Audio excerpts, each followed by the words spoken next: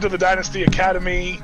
Michael Washington, Mark is being a pompous ass before we came on air, and Mark Ongst. I mean, you are. I'm not. I mean, you are. Eli Manuel. Why would you draft a wide receiver, too? Eli, you can cut this out. You can leave it in, too. Restart. Kyler Murray has a fantastic arm. It's just the decision-making for him, for me. Michael Vick just made better decisions, I feel like, overall. Makes sense. I said 1 or 2 inches, growing 1 or 2 inches, and you're like... And he's still going... I have leagues on too many apps. I don't know what to follow.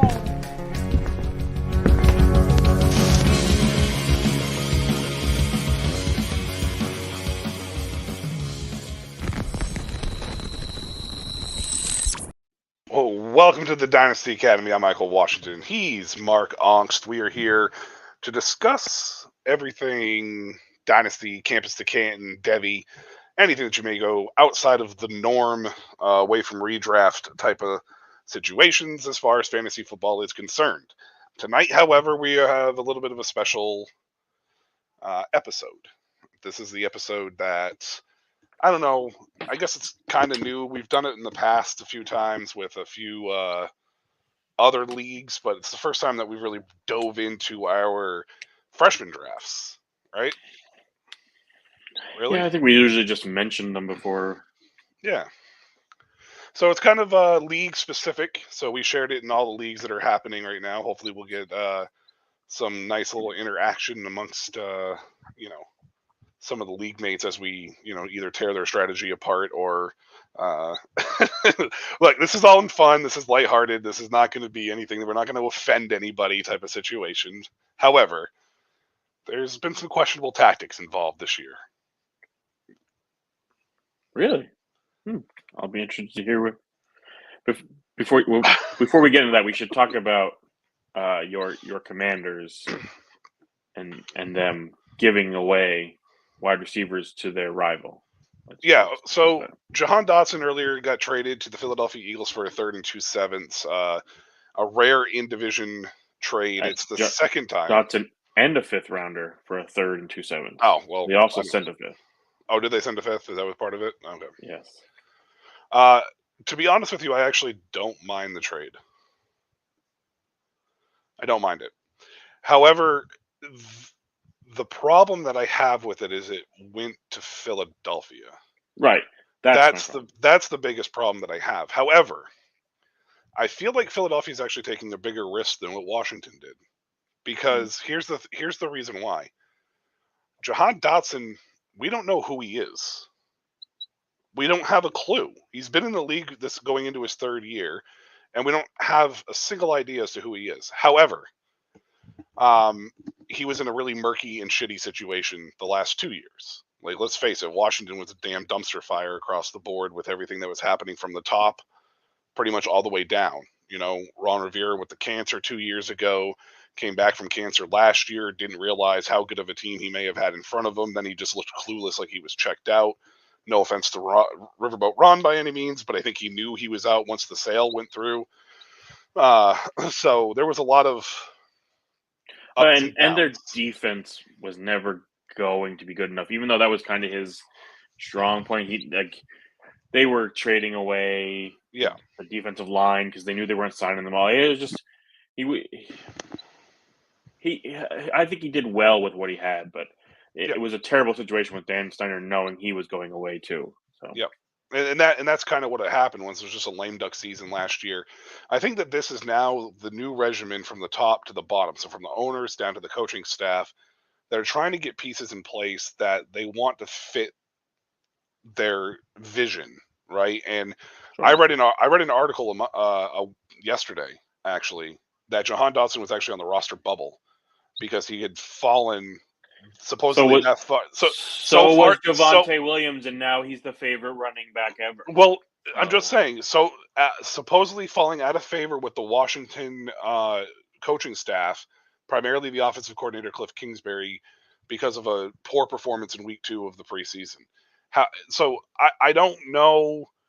I don't know how much truth there is to that because you have to take obviously preseason reports with a grain of salt, but the fact that they got a 3rd back, even though they had to give a 5th away, the fact that they got a 3rd back either tells me one of two things. They are, one thing is clear. They're admitting that they are not competing this year, which is fantastic. It's great because you need to be self-aware. The second thing I think is happening here is they're also kind of undoing what they feel might have been some mistakes with the personnel that's there now with the previous regimen, right? Like they're getting players in there. You think about a lot of the guys. Think about a lot of the guys they brought in. Dan Quinn knows them. They're system people that they all are aware of. Until they can get the pieces in place that they want to get.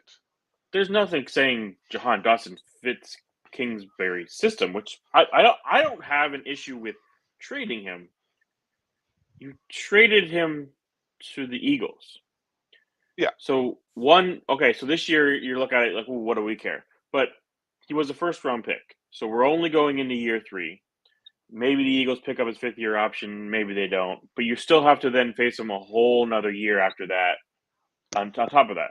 But you just made their wide receiver core, which is now locked in for at least 2 years because the other 2 got deals. They're locked in. And you have Dotson on a rookie contract. Jahan Dotson running in the slot / moving him around with Devonta Smith or A.J. Brown. A.J. Brown and Devonta Smith. Like that's the hope for Philadelphia, though. But again, you still don't know who Dotson is. They don't have you know what I mean? It don't matter. Quez Watkins, I don't even know if he's still there, is not no, better than Jahan Dotson. They said Britton Covey was basically taking most of the reps at wide receiver 3 and exactly. 3. So Jahan it's Dotson definitely will have no problem finding the field. It's definitely an upgrade over. No, I'm not saying he's going to have trouble finding the field. Here's what this reminds me of, and this is what I was saying to Daryl earlier. This reminds me of the Josh Doxson situation. He was terrible. Basically, at this point in time, if your last name starts with a D and ends in Son, Washington, just completely ignore him. However, like, this reminds me of that situation because he got traded to a situation that looked good, looked great, and then nobody heard from him ever again.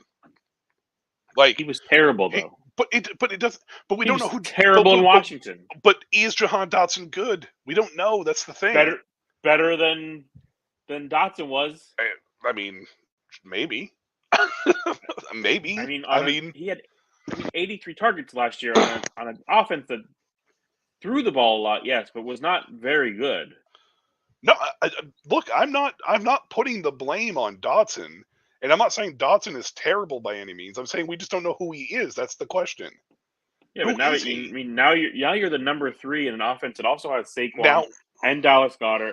I'm not saying it's. So he's like the 6th option in Philadelphia. Congratulations. I'm not saying it's great for fantasy. I'm saying for NFL purposes. Oh, it's great for NFL purposes. Gave ammo to your rival. Yeah, absolutely. That's my problem. That's when I was like, I saw that, I'm like, what are you doing? So here's the other thing in this situation that I'm surprised more people aren't talking about. Is it possible Washington is back in talks for Brandon Ayuk? Because they were one of the front runners. I know that there's progress being made, but there's been no update according to Shanahan. They were one of the front runners early. They backed out because they felt comfortable with what they had at the time. But now you move Dotson, you get an extra third, but you get an extra third. But wouldn't you include Dotson into the trade with San Francisco then? Maybe not. Maybe San Francisco wanted a wide receiver. They didn't care who they were getting. I don't know if they did though. That was reported, but why would they want a receiver if they just spent a first on Ricky Pearsall? Because he's injured too. Yeah, but that's just because I think that's why they've now gone back to Brandon Ayuk because they're like, hey, wait a minute here, hold on. This guy we drafted isn't as good as we thought he was. You want to stick around here? Also, I think they thought they were going to move Brandon Ayuk in that moment. I'm just saying, maybe there's a chance that Ayuk's back in the conversation with Washington, and who knows? And maybe they send Olamide Zaccheaus. Oh yeah, yeah. I mean, that's on the same level of sending Calvin Austin. Well, and to be honest with you too, though, there is another outlier to this as well. there is a possibility that Terry McLaurin could be involved because he is in a contract year with Washington this year. Yes, but So, I mean, if you're San Francisco, you're having to get a contract done with him. You're not bringing in a guy to just lose a guy, like, because you could just franchise tag that you get then next year. Like, why bring in but a franchise tag McLaurin then? Like, and well, no, you don't need it. But I think McLaurin would be cheaper though than Ayuk. Sure, definitely So, cheaper. But they're for not them, the same player though either. from a cap standpoint, it may be yeah, but you paid Debo first anyways. So Debo's clearly the guy that you coveted over Ayuk anyway. So you're obviously I think his not. contract just came up first. Well, yeah, but I mean, you should have known that you're going to fall into a contract situation with the guy when Ayuk came up. Like, let's be honest, Ayuk's the better receiver, but I mean, they were gonna like get a hometown discount or something. I don't know. They did not. I'm just plan saying very well. I'm just saying there is a possibility. It's an outside shot, but it's a possibility. Oh, of course. I mean, it is. Always is. It's just why wouldn't you just give them Dotson then instead of trading him to Philly? Maybe they felt like they didn't have enough of the higher draft picks that San Francisco wanted without giving up a first. Maybe San Francisco wanted a second and 2/3 or 2/3 in a receiver. You know, like maybe requiring that third round pick was the key to put the pieces together. And it just happened to be Dotson instead of like Jamin Davis or something because you weren't going to get a third for Jamin Davis. So, yeah, I just don't like it to the Eagles. I don't like it to the Eagles because I think it buries Dotson fantasy wise, and I think on top of it, like it gives the revenge narrative for 2 games every year, and you know if Dotson happens to hit, I mean this Philadelphia team is definitely looking like they're going to be Super Bowl contenders in the NFCs, you know, again. So, I mean, it's a weird deal. It's the second time they've dealt with Philadelphia. They dealt with Philadelphia in the draft as well. When Philadelphia moved up. So, I don't know. Maybe they just looking at it from a standpoint like we'll deal with anybody if we feel like it's beneficial to our team. I don't know. Maybe they just are like, this guy's not good, and Philadelphia is going to find out. Here you go. You know, like I'm not in camp every day, so I don't know what's happening. All I know is that I read 2 reports, and then Ari of the 33rd team tweeted out a little synopsis this morning about possible trade candidates, and he mentioned Jahan Dotson on that little thing too. So there's obviously been some kind of smoke and some kind of going on there in the offseason with Washington and Jahan Dotson. So maybe there's some truth to it. I'm not really sure, but I'm okay getting 3 picks. I mean, I know we gave up a 5th, so I guess 2 picks out of the deal. You know, but I'm okay getting the 3rd, whether we keep it or we move it. Who knows? I mean, we're coming to the end of the preseason, so there's going to be a lot of these small trades here and there that pop up and all over the place. So big time, yeah. I mean, we'll see what happens. Who knows? All right, we're here for Dynasty. So let's talk about this. From a Dynasty perspective, what does this do for Jahan Dotson long term? Is he a guy that is even rosterable at this point, or? Yes, because he's been good enough, and I mean, AJ Brown has had injury history. Devonta Smith is, you know, small, a rake. Goddard, Barkley, all are. So I mean, in this offense, you know, and you have to look at it. If they run 3 wide receiver sets, the guy who should get open, if you know, is Jahan Dotson, and the style of play he played with at Penn State with Clifford was, you know, move around and then throw, you know, off timely plays and everything like that. So, you know, he could benefit from Hurts moving in the pocket and maybe not taking off to run. But you're not. I wouldn't drop him if you own him. I wouldn't go trade for him. I wouldn't trade him away because you're not going to get anything for him unless somebody's offering you maybe a 2nd round pick at this point for him just to hold him. But you know, he's kind of like a wide receiver handcuff at this point. But it kills his dynasty outlook. He was the number 2 on offense that looked to possibly be high powered with Kingsbury and Daniels. You know, at least try to run a lot of plays. So, it's if you did a startup this year and you took him with that idea, your dream just got crushed. And he's not somebody you're going to put in your lineup until we see how this Eagles offense plays out a little bit. Yeah. The Chiefs and Creed Humphrey just reached a 4-year, $72 million deal, $50 million guaranteed, making him the highest paid center in NFL history. He's a good center. Just so you know, that doesn't really have much fantasy relevance other than keeping Mahomes upright and keeping that run game relevant. So, all right, let's jump into it. CDC Kingdom. If you guys are listening and you guys are part of the CDC Kingdom League, we're going to start talking about this freshman draft. First and foremost, I'm gonna lead it off and just say, because OSU hasn't gotten back with his lawyers yet, his draft was just terrible. I'm gonna say all the worst things I can right now before he gets his lawyers involved and we can't. Just a terrible 3-pick draft. Like only 3 picks. Like what are you doing with only 3 picks? Like that's terrible. Just all around terrible by OSU. That's all I gotta say about his team. Moving on. You don't like Ryan Williams in the first?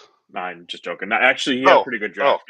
With getting Gibson, with the news with Baxter being out, Gibson, he's gonna get some time with Jaden Blue. Yep. I don't think Jaden Blue can just be 300 carry or whatever running back with Texas. They're gonna use somebody else. So it's you're gonna see what you get out of him pretty early, which is good in a freshman draft. So they did just get an incoming transfer from SMU as well. Some 5'9", 191-pound running back or something. I don't know. It's something Gardner. So yeah, there's going to be guys that work in and out. But you're going to see some of Gibson's going to now get a chance, kind of like TJ Baxter did last year when Jonathan Brooks got injured. So if he's truly the talent that people think he is, we're going to find out. And I think this draft was either after the news or right around when it was coming out. So that Baxter got hurt. Yeah, he took Gibson before the news came. No, actually, no, it was after. But I'm not even sure everybody even knows because Gibson hasn't been shooting up draft boards in any of the drafts though either. So no, he hasn't. Actually, he fell in one of them pretty far. Did he? He fell in one of them pretty far. One of the drafts that I did want to highlight, and I'm sorry to do this, G-Hub, if you are listening, my apologies. I was not a fan of this draft. I think Perry Thompson, where he got him, could be a steal. I think that was probably his best pick because, as we know, later on in Universe and Dynasty Academy and C2C Supernova, he takes him much earlier. But he does. Yeah, well, he does. He does. But it's hard to say whether this is a steal or not. Okay. Because I only say it's a steal, though, or potentially a steal, because of everything I have been reading about Perry Thompson and everything that's been going on in Auburn. Bushleaguer is actually the Auburn fan. So him and I actually had some conversations about this. Perry Thompson is actually kind of turning heads a little bit on the radar. Him and Cam Coleman together are turning a lot of heads. So I'm not saying it's a bad pick. I'm just saying it's hard to know right, if this is his normal spot or would he have gone earlier? Would he have fought? Because he took him every time. It took him every time in the second round between picks 201 and 207, which was here. Right. However, the rest of his draft I felt was I don't like Caleb Odom. I feel like it was a reach in the first round. And I know that this was our first draft, so it was very much a I feel like it was kind of a feeling out process. However, nothing I've seen has got Caleb Odom in a situation with him being a first round pick. Well, and the issue is, I know we have him listed as a wide receiver, but he's possibly also a tight end. So you're taking that risk that he ends up playing tight end. And the thing with Alabama right now is we don't exactly know what they are anymore. We knew what they were under Nick Saban. They were gonna be high powered, but they were gonna get running back the ball. They were, it was how they were gonna run the team. Because let's be honest, Washington's offense did not look like Alabama's offense at Not at all. all I mean, you had under three Kalen wide DeBoer. receivers out there at all times, one running back, and a tight end here, and like it was a wide open offense compared to what Alabama's used to. So Right. yeah, Caleb Open, but then Daniel Hill. Yes, I understand he's the freshman coming in, but running back wasn't a strong point in Washington. So are they going to be focused like Right. they've been in the past at Alabama or not? And we Right. all know the logjam of Alabama running backs in general, but like, it's a situation I don't want to be a part of. Right. Alabama wide receivers, I can understand, and that's why if he's thinking, okay, Odom's going to be a wide receiver, but it's just he's one of those guys where he's that tweener, and they just don't work out most of the time. Dylan Gresham, Yeah. I don't think he's been drafted otherwise, right? I think that's the only time he's been drafted, and it was his 5th round pick. Right. So And we finished 2 of these, and we're well past round 5 in the other 2. So I mean, that's what I mean. Great if you got what you believe in, but you have to come into question at this point. Because it's the first one, and did he overthink this guy? And that kind of thing. Yeah. That was my head scratcher of like a full draft was G-Hubs in this one, and it's kind of hard seeing that from him because out of all the drafts that we had for freshmen so far, this was the only league he made the playoffs in last year. His Kingdom team was actually much stronger last year than it was 2 years ago because he drafted so young from the start that he ended up, and now he has he had 10 picks in this, and of the 10 picks, the first 5 were kind of granted they could hit. That's the great thing about these campus to Canton leagues is they could hit. It's just I feel he reached on like even Jason Patterson in the 4th. Like I don't think we've seen Patterson go higher than that in any draft. I think he's actually gone lower than that. I think he's usually around the 5th, 6th if I remember correctly. The worst first round pick in the sense of value, I believe, is going to go to Gearhart. So that's who I was just going to bring up with David Ezomume. The running back for Clemson. He took him first running back off the board. That was the first thing that was odd to me. First running back off the board. And then now in these other drafts, and again, we've got hindsight to see how these other ones have fallen and where they've gone. But in general, sure, if you believe he is the best running back in his class, fine. But I don't see it with David in general. Well, his ranking. So his overall consensus ranking is fairly low as well. It's not. He's like what, running back 7 overall in the consensus rankings for this? Like coming in, I want to say he's something like that. He's not one of the top 3. He is further down than that. Okay, so.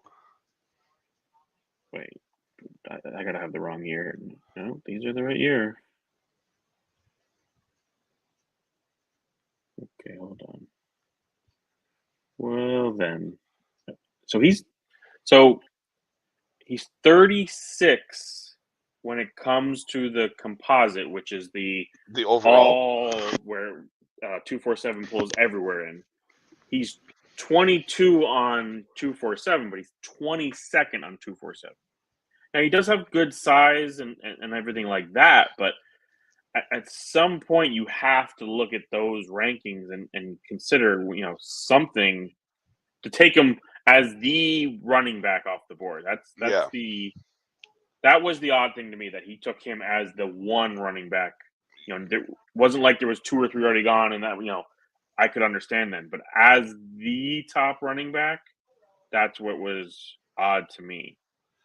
I will say, based upon obviously, again, we're not sure. We're not experts by any means. Any of the viewers out there, we're just giving our thoughts on what happened.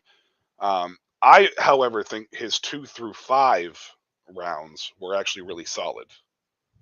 McClellan and Ship in the 3rd and 5th, I think, were great picks.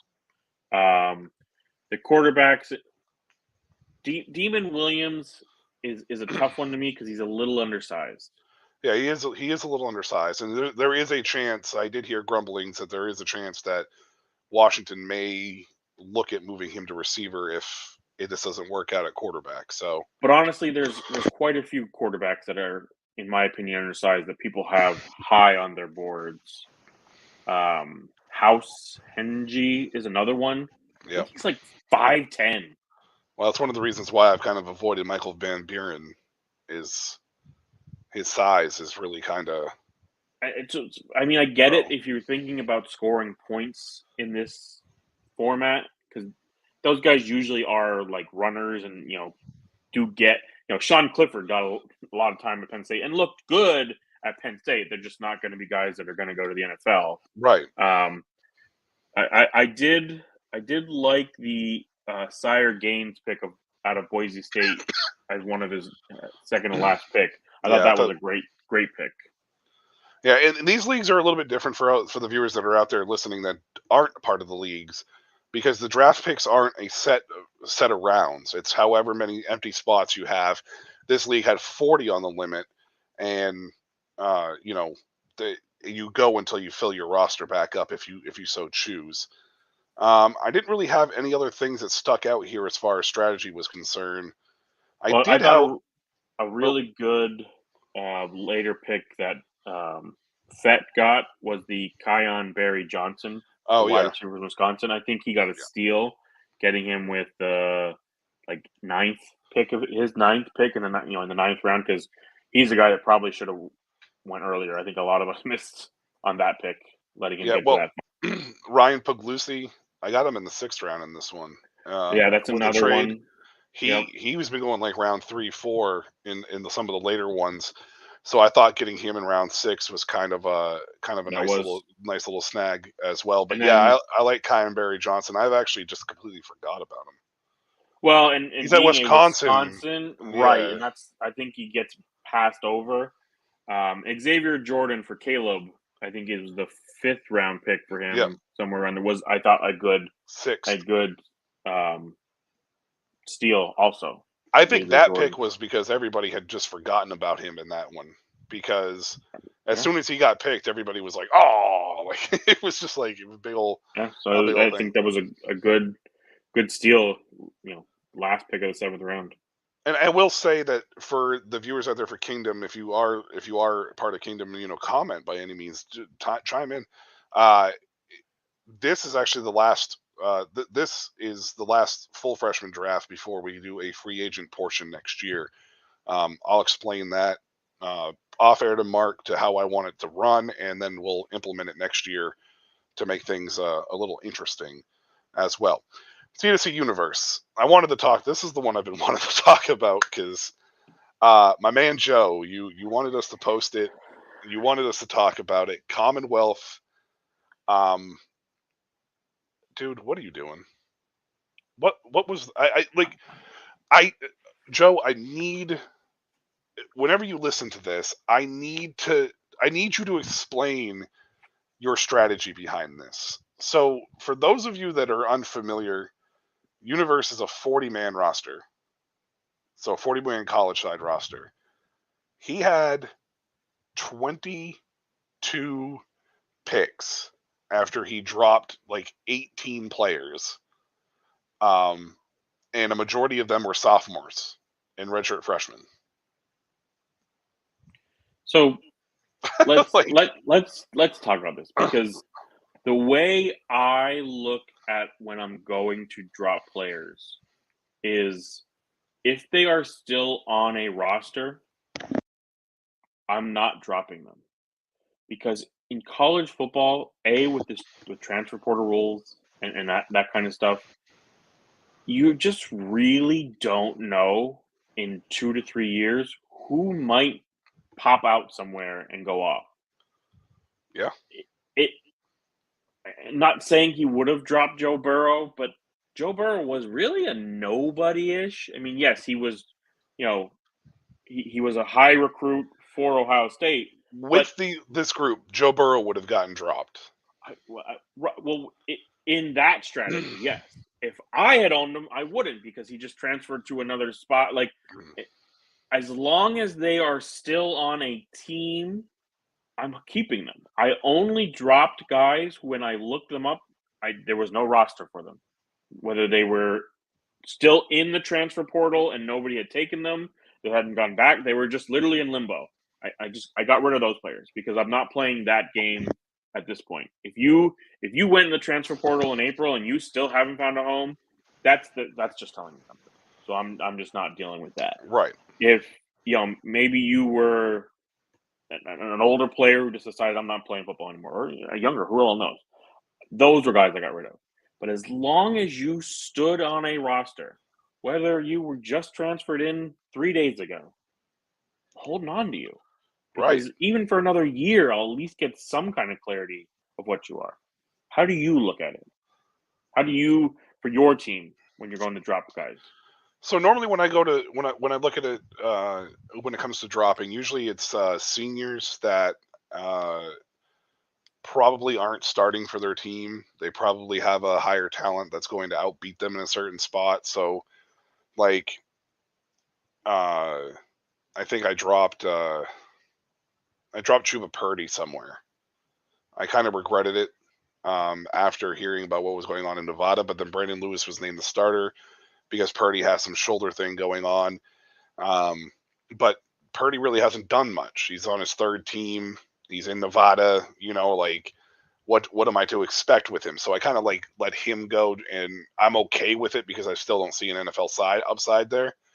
If he goes off for Nevada and gets drafted next year in the free agent draft, I may, question my decision per se. But for me, it's just more of looking at guys that look like they're transferring into a situation as a senior just to be a valuable backup and hasn't done like a ton throughout the course of whatever. So there isn't really a big there isn't really like a real set thing, I guess. It's just kind of more of a feeling for me than it is anything. But I try to generally hold on to redshirt freshmen and sophomores as well. All right, so he said when I made the drops, I was thinking was everyone was eligible, not just freshmen. Too many leagues, but honestly, the only real regret I had was Pierce Clarkson. Well, okay, that's fine. That's fine, my man. Like, and again, this wasn't a situation where we were. I just needed to know what the strategy was because I was unsure. Like, that's and I'll my be biggest honest, I thing. didn't go through his list of players to see who he dropped to say they shouldn't be dropped. I have no idea. Right? Yeah. For me, I don't want that many freshman picks in general, though. Mm. Like I have the draft we're in now, Supernova. I have way too many, and it was on me because when I was doing that original college startup draft, I wasn't paying as close attention to eligibility, where people were. I was just drafting guys I liked, not focusing on whether they were juniors and seniors. And I took too many seniors, because now I'm regretting all these picks because I don't want them all because these are just freshmen, and after so long, it's like you're literally taking a dart and throwing it against the wall to hope. I found an article where it's somebody has pinpointed true freshmen on every team, and I'm pulling some names off of there, looking at those guys and figuring, okay, maybe I'll take a shot on these because if somebody thinks they have a chance to play this year, maybe I'll get a little bit of clarity on them.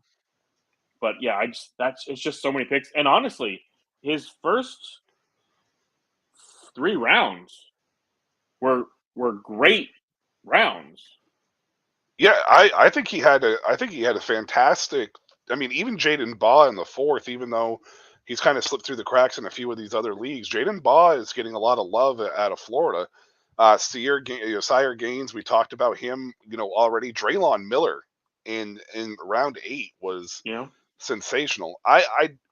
Well, LaWayne McCoy kind of threw me Taylor out of was a left good pick. field. I'm an FSU guy, and McCoy kind of threw me off because Elijah Moore has been the guy that's been kind of getting some love in the. And I know that he did say in the chat that he was going to come back to Moore and then forgot. Well, and the thing though is if you're looking at rankings, he is the top wide receiver for Florida State in recruiting rankings. In 247 or the composite? Because in the composite it's Elijah Moore. Maybe I saw something else. When I was researching, McCoy came up before Moore. At least maybe it was the article I was reading. Somebody pinpointed McCoy as a possible starter this year because of the wide receiver group, and stuff like that. So I could see why. Oh, took McCoy in that sense, and I get Elijah Moore should have went for him, but that's what I've been seeing. Oh yeah. I think, but and I think they both should have been selected. It threw me off because everything that I've been seeing and hearing from FSU is Moore is the guy that's impressing. Moore is the guy who's kind of showing out in the camps. Yeah, However, he did say that he was going to take Moore and then forgot. So it's. I mean, Keenan Jackson as his 21st pick. That's sensational. Because he just went, I think, in like the 6th or 7th round somewhere else, I believe. Yep. So again, a good draft. It's just and based on that comment right there, right? You're sacrificing to try to get scoring, and with freshmen trying to rely on freshmen scoring you points is just so hard because in college there are so many players on a team. It's in the NFL there's 53. When you're a rookie, you only have to beat out as a wide receiver maybe 5 other guys in your position group. In college, there could be 17 wide receivers you got to beat out as a true freshman. Yeah. To get a spot to play, and maybe you rotate in, but you're only getting 12 games. Like it's so hard to rely on freshmen to score, and that's why I don't want a ton of those picks. And I will say something for him too, though. This strategy may have ended up working out for him, because Lenore Sellers was announced as the South Carolina starter. He drafted him last year as a freshman. Kyron Drones is the starter for Virginia Tech, who actually may be on NFL radars.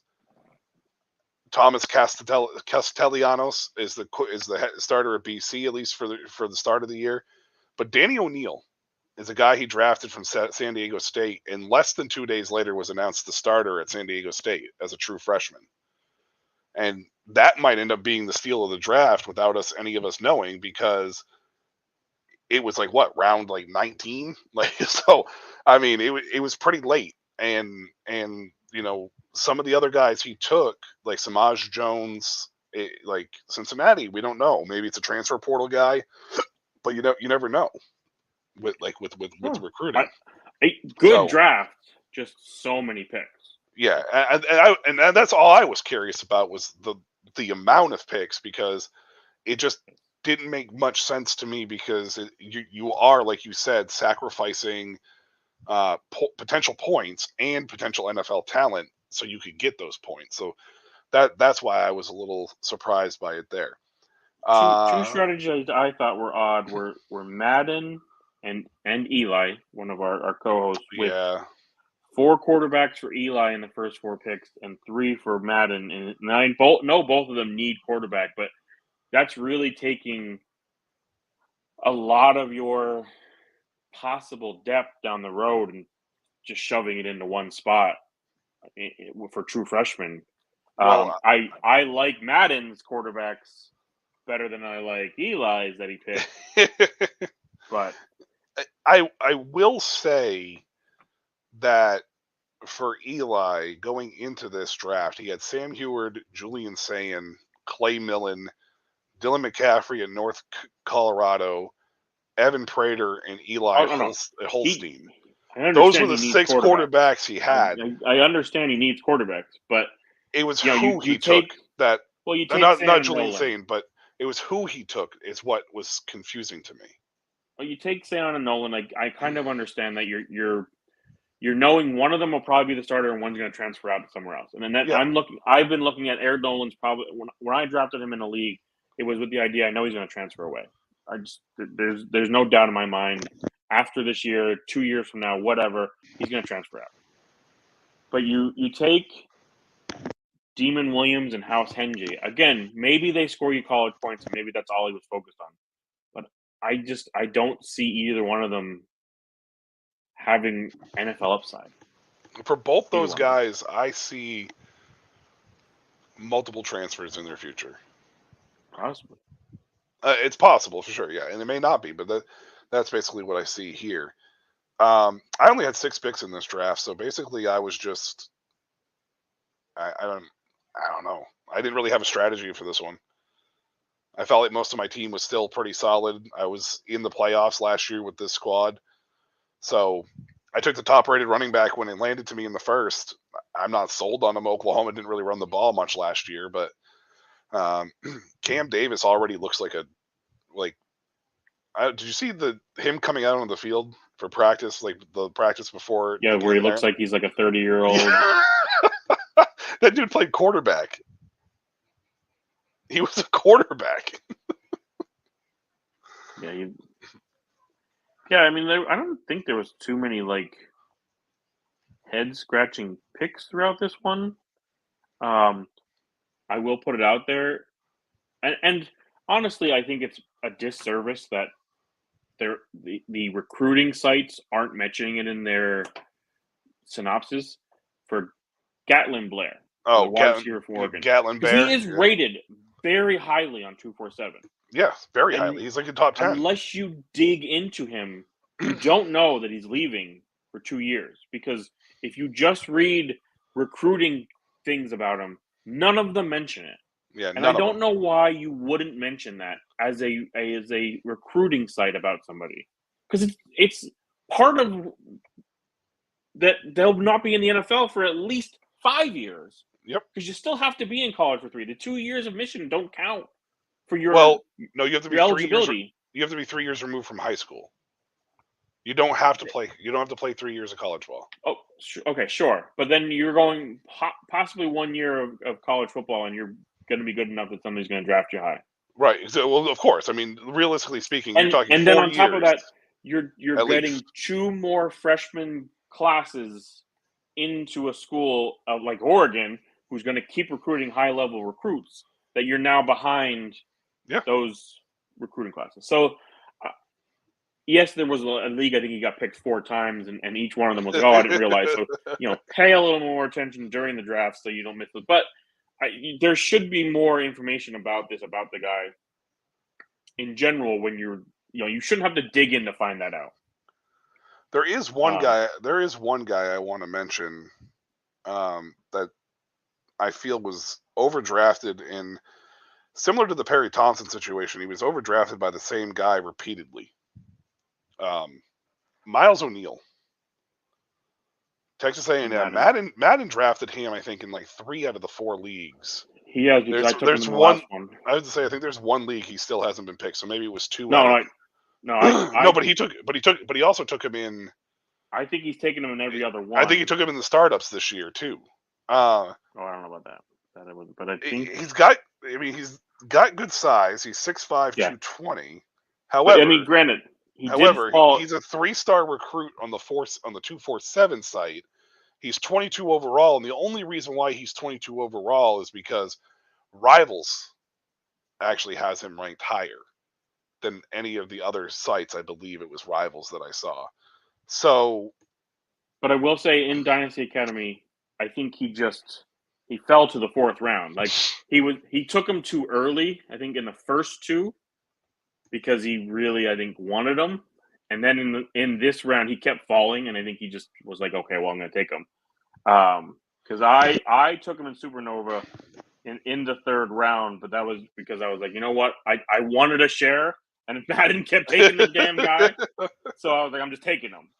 I also wanted a share of Walker White, and that just never worked out for me. That never worked out for me either. I wanted a share too. I thought Nova was the spot I was going to get him in, because I thought he was going to fall for the first pick of the second round, and he just didn't. So, I mean, I wanted a share of Quinton Martin also, so I worked out in that sense. But yeah, I think Madden overdrafted O'Neal early.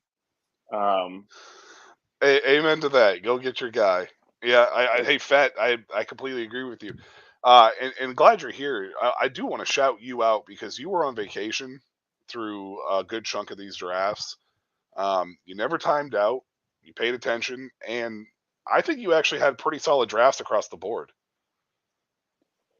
Yeah, I think a lot of times for guys, they don't plan their picks ahead. And maybe they do, and maybe I'm wrong. But that's how I see, when because I get it. You're at work, you can't use your phone. That's I totally understand that. People have lives. I totally get that. But I think sometimes the problem is you are not prepared, and you get on the clock, and then you go, oh man, I got to go find players now, which is going to take. This isn't like the NFL where you can just click draft and move on. Like you got to do a little bit of work with these guys, even if it's to look up recruiting rankings and grab them. So it's I think about being a little bit more prepared. Dang, Universal Studios, man, took out a freaking mortgage to go on vacation. Took out a mortgage to go on vacation, yeah. Speaking about being unprepared, but somebody who actually had I think a really good draft overall in C2C universe is Daryl. I'm sure that he will be ecstatic that we're actually saying something good about him. But TJ Moore, Mike Matthews, Cam Williams with his top 3 picks, Jarrett Gibson in round 4. The 4th, yeah, it's a good one. Braylon Russell in the 5th. I mean, the dude is huge. So if he works out, it could be Nikar. I mean, the last 3 I think were just but I mean Trey Owens was like a pick. Top 20 quarterback. And Yannick Smith, that's his hometown guy. That's his hometown guy. It's really just Isaac Wilson. I ain't touching no Zach Wilson, Isaac Wilson at this point. Any of them, they can have fun. Yeah. But yeah, I think this was probably one of his best college drafts he's had. I think overall it was one of his. I mean, who's up in Dynasty Academy right now? Anyway, who's on the clock? Oh, I think we're still on Jordan. Is it Jordan? Is he passed? Yeah, he is passed. Hey, Daryl, if you're listening, and I know you're not, I'll text you, but you're on the clock for your last pick. Oh, I thought he was done with his picks already. No, he's got one more. Anything that sticks out to you? I don't want to talk too much about the drafts that are currently going, just because we are still in the process of going through them. I'd say we save those later. I did want to go back to Universe, and I did want to talk a little bit about the JoJo Trader by Caleb. That felt a little early in the second round. Yeah. Somebody we've seen, I think, go more 3rd, 4th round pick. So this is Fett has asked us to talk about Tyler Cherry, Drake Lindsey, and Will Hammond at quarterback.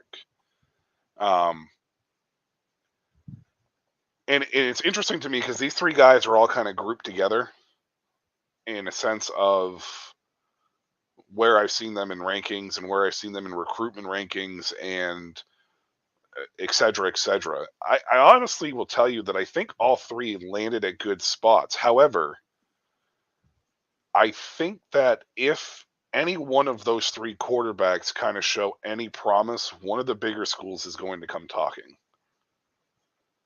I think Tyler to say. Huh? Which is funny to say. They're all 3 at Power 5 schools. Power 4.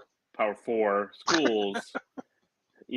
But yeah, right. They're at Minnesota, Indiana, Minnesota, and Texas Tech. And Texas Tech, going in the order he listed them. Yeah. So yeah, it's the idea of the top tier of the Power 4 schools. Those. But I also look at that sometimes, though, like they go to those schools knowing that they're going to be the guy and they're going to stick it out no matter who comes calling, because they're guaranteed to be the guy. will say that Drake Lindsay, I believe, is probably one of the lower. I would say so. Has he been picked other than this draft? He has been. He's been picked in, I think, every single one of them. But I think his recruiting ranking is actually lower. However, 247 has a very huge discrepancy here. He's 56th overall in the quarterback rankings on the composite, but he's 23rd for 247. And So I'm gonna be honest. So that puts him right in the Tyler Cherry, Will Hammond. I'm looking at any position.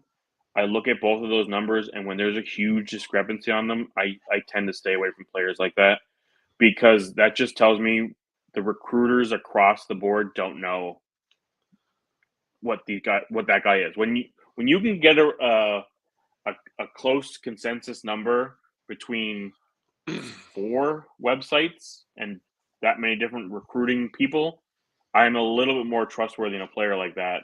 And obviously, some work out, some don't. But when there's that big of a gap, I question, why? What is one person seeing that is driving it up compared to one driving? Like what to drive it that far apart? There has to be some big gap in between them. So I stay away from guys like that. I will say Tyler Cherry, Fett is probably my favorite out of the 3 because of his size and his athletic background. However, going to Indiana, if he stays there, I think would do him some good, because I think he'll start earlier than if he was to go there for a year and then transfer.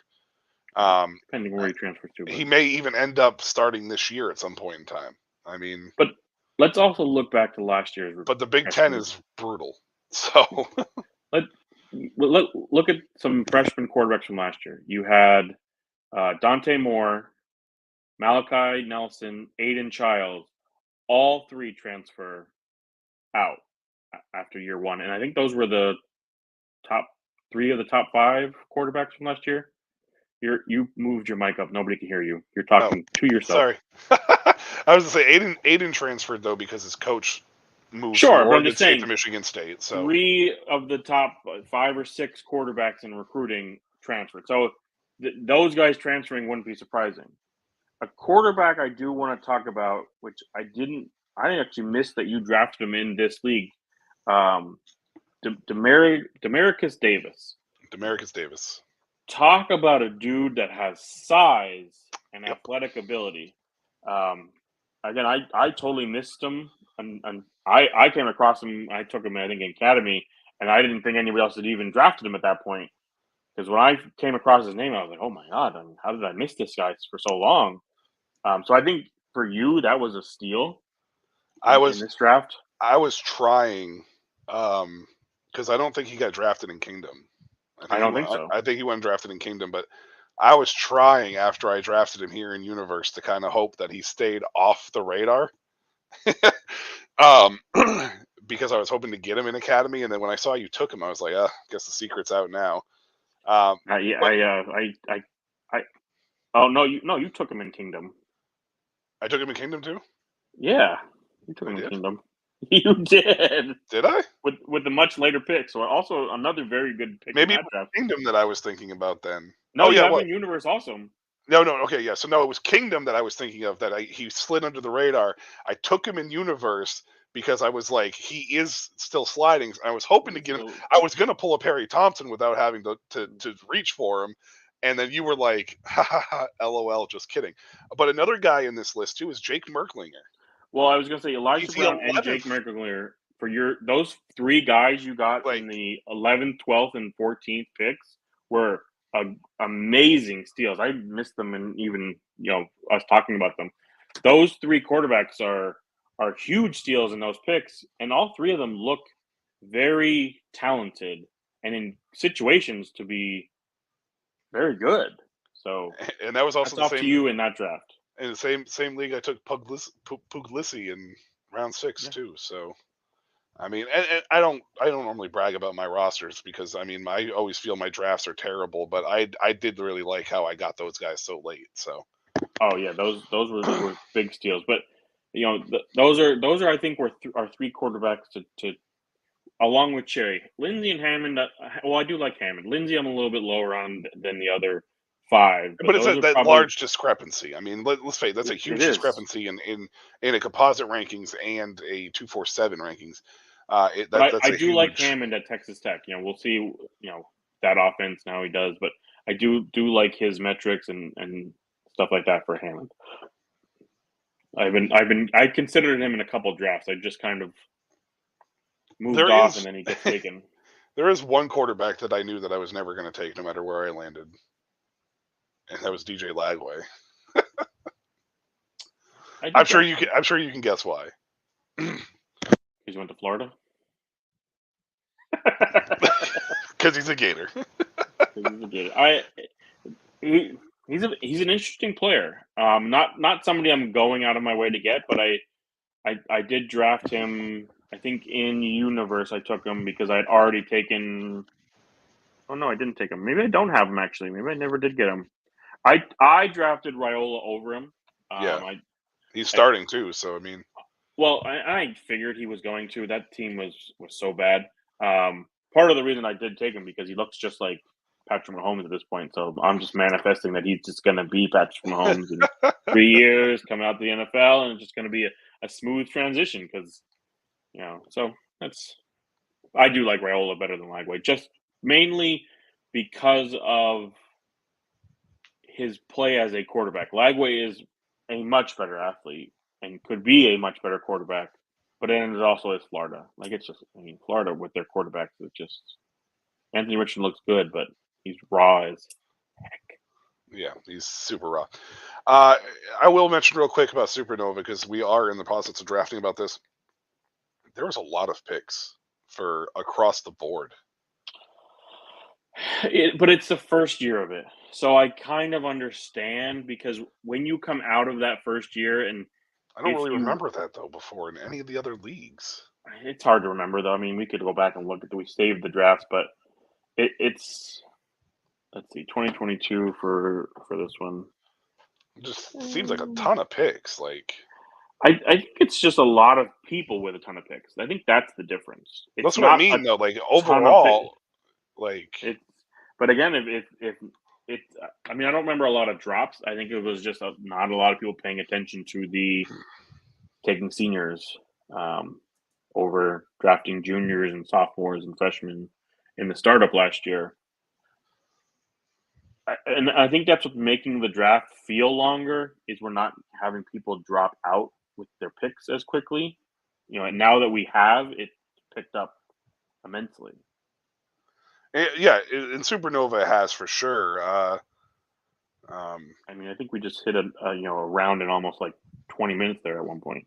We did, and then it died out again on the guy that had been kind of holding it up. So.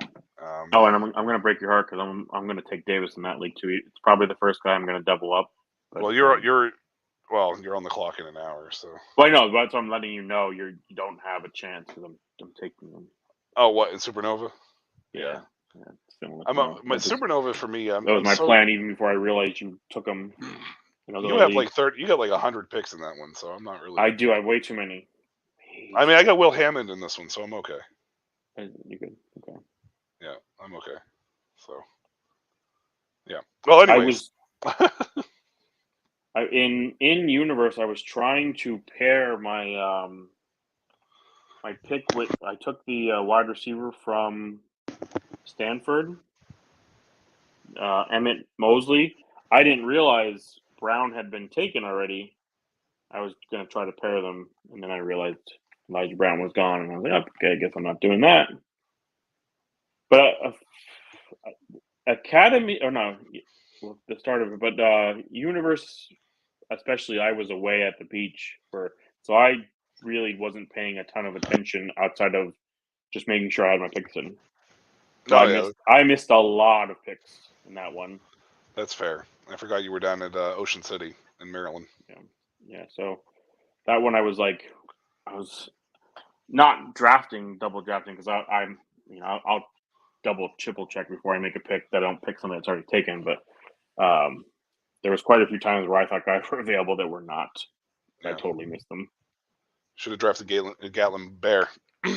I'm going to be honest with you.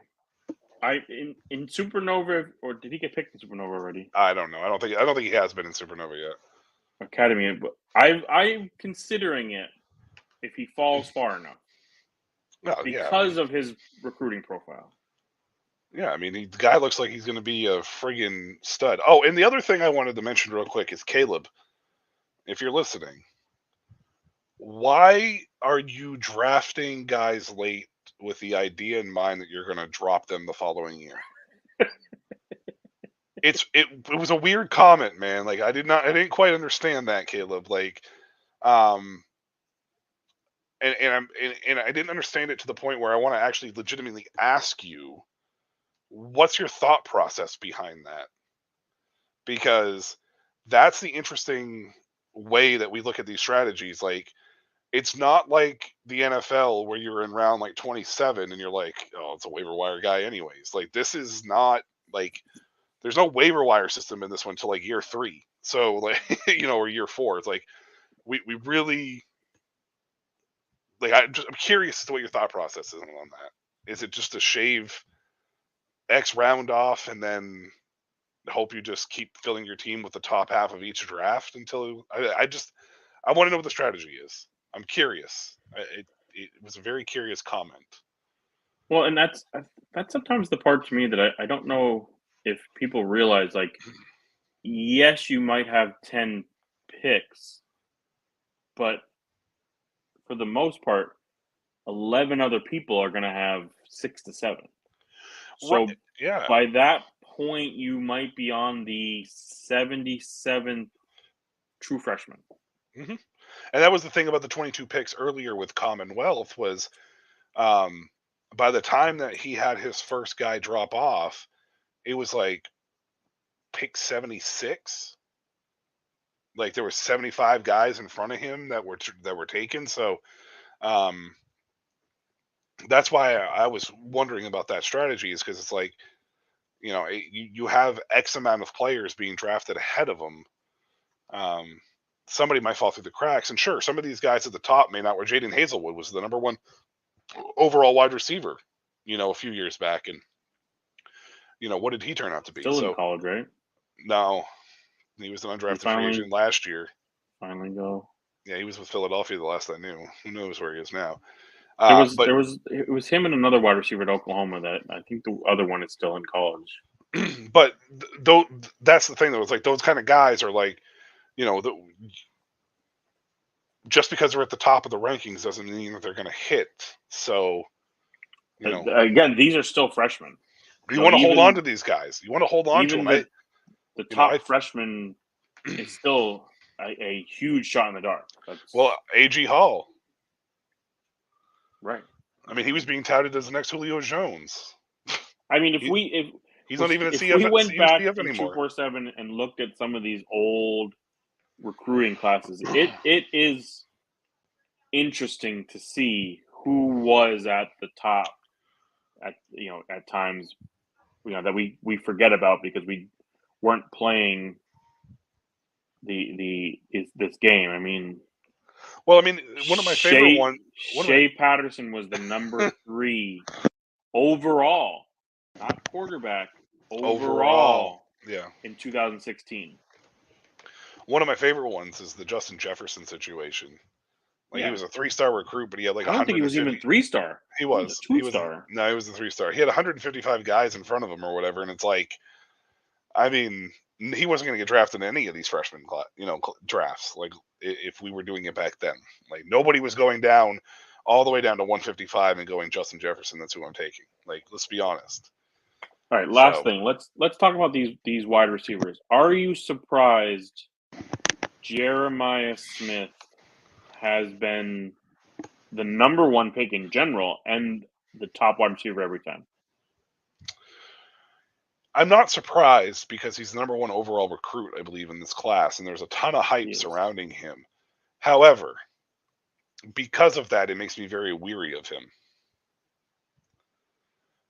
It depends on where. Coleman is only the 1, 2, 3, 4th overall person. Right, but it makes me wonder with a guy like Jeremiah Smith is, does his upstairs match the talent? Because you can have all the talent in the world, but if your mentals aren't good, are you going to succeed? So if his mentals upstairs are good, he's going to be probably the talk of the town and one of the best wide receivers we've probably ever seen play college football. If his mentals are not good, then we could see an A.G. Hall situation, a Jaden Hazelwood situation. And he's going Are to you Ohio surprised at all that Raiola or Lagway didn't, at least in one draft, No. And move into again, that first spot? I'm not, because he's the first overall recruit in general, regardless of position. If he had been like the number one wide receiver, but was like 14th, and there was 3 quarterbacks that were inside the top 12, I could understand like a little bit of a change there. But with him being the first overall, no, it doesn't really surprise me. I was a little bit surprised he was the number one pick every time. You know, the hype around Raiola, the hype around Lagway. I thought maybe they would sneak at some point, but I'm a little bit surprised that, you know, because it almost feels like this year's rookie drafts with Marvin Harrison and Caleb Williams, where neither really was the consensus 101. It was, you know, you kind of picked who you. So I thought maybe it would kind of be the same way. So I thought that was interesting that he went 101 in all 4. Here's the other thing, though. Jeremiah Smith has been touted since he got recruited to Ohio State that he's coming in and starting as a true freshman. There was never a doubt in anybody's mind that he was going to come in and start alongside Emeka Egbuka. There was never a doubt that he was coming in and having this offense. Emeka should be gone, but yeah. But having this offense run with him and, you know, around him and whatnot. Whereas Dylan Raiola, we all just assumed he was going to win the Nebraska job because, I mean, let's face it, there's really not anybody there. However, they still made a good quarterback competition out of it. And Cam Coleman is in Auburn, and no offense to Bush Leaguer and no offense to Auburn, they aren't exactly a team that people are looking at and going, I got to go get a guy who's going to that school, right? Name a wide receiver that has been relevant for fantasy football from Auburn. Yeah. Cam Coleman. Right. Literally. I mean, and that's the thing. So and then like DJ Lagway with Florida, like Florida's been terrible the last few years. Awful. Like, I don't know anybody who is looked at a Florida team, even when Anthony Richardson's there, and been like, they were still terrible. He was a freak, but they were terrible. Right. So that's part of the reason why it doesn't really surprise me that nobody took anybody but Jeremiah Smith at 1. Basically, when I realized I didn't have the first overall pick in any one of them, Jeremiah Smith was removed from my board completely. So, yeah, I didn't see him falling probably past 2. I was just surprised there wasn't one where a quarterback snuck into that spot. Especially since I think all 4 of them are 3 quarterback starts too. Yeah. So. Any of the viewers out there, if you were you surprised Jeremiah Smith? Like, by all means, comment, shoot us a message, let us know in the chat. Seriously. Because I want to get you guys involved, engaged. That's why we do this. So, for sure. Anyways, Mark, anything else? No. Let's just get these final 2 drafts done. But yeah, I'm ready to be done. Well, why? Do you not like drafting? I thought you liked drafting. When we get this deep into true freshmen, I'm not as in having as much fun. Next time, don't have 27 picks in the draft. I don't want to. I really don't want to have that many picks. I looked at Supernova and went, oh my God, I have too many picks. If I could trade them away, I would. I mean, you could trade them away. You're just not going to have a full roster. And I don't know what I would trade for. I'd have to be trading for end of the bench vets that I don't want on my Canton side either. So, well, maybe either way, it doesn't help. Well, maybe we'll make a trade happen. Maybe I'll trade one of my guys on my roster to you, so I can get an extra pick in here. How about this current pick? No, I'm going to keep this one. Oh, I was seeing if I could get you on that one. I know who you want to take now that I told you. Oh man, this is the reason why sharing a team with you is better than being against you. Until next much. time, I'm Michael Washington. He's Mark Ongst. First and foremost, I want to give a shout out real quick to Sam Shady, Shady Sports Network. Thank you for giving us a platform to talk about fantasy football. I really appreciate it. Dynasty Academy classes Hit in us up session on an Thursday. questions. Send us. Yeah. We'll talk about them on the show. Please get involved. Talk about it. Like we'll answer questions. And Even trades. redraft, we'll talk about it We'll talk about redraft. Sure. for another week. It's that time of year. Yep. It's that time of year. We'll talk redraft too. Yeah. So by all means, engage with us. Hit the little like button. Hit the little notification button. Make sure you get the the little dingy so it alerts you whenever we have a show every Thursday, or we try to do every Thursday, between 8 and 8:30 start time, roughly, give or take. We'll share it, tweet it, whatever. As well, you can follow us at on X at Dynasty Academy. The E in Academy is actually a 3. You can also hit me up on X as well. I'm MW77. 77 is spelt out. It's not the number 77. That's a very short handle, if that was the case. But I think somebody already has it too. So most likely. But Mark has no other social media because he's not very active on social media. So we gotta hire a social media guy. Yeah, there we go. Until next week, I am Michael Washington. He is Mark Ongst. Have a good night. And that's